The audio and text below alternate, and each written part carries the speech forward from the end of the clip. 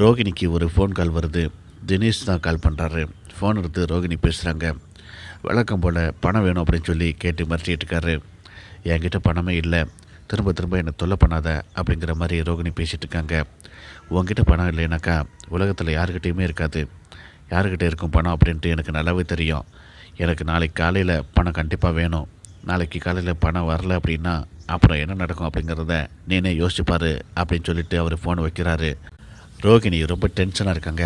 ஃபோனை வச்சுட்டு திரும்பி பார்க்குறாங்க. அங்கே மீனா நிற்கிறாங்க. மீனாவை பார்த்துட்டு ரோகிணி அப்படியே அப்செட் ஆகி நிற்கிறாங்க.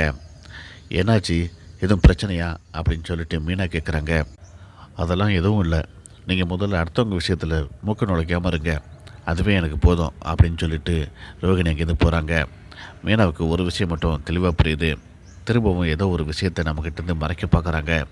ஏதோ ஒரு பிரச்சனையில் தான் இருக்கிறாங்க அப்படிங்கிறத புரிஞ்சுக்கிறாங்க.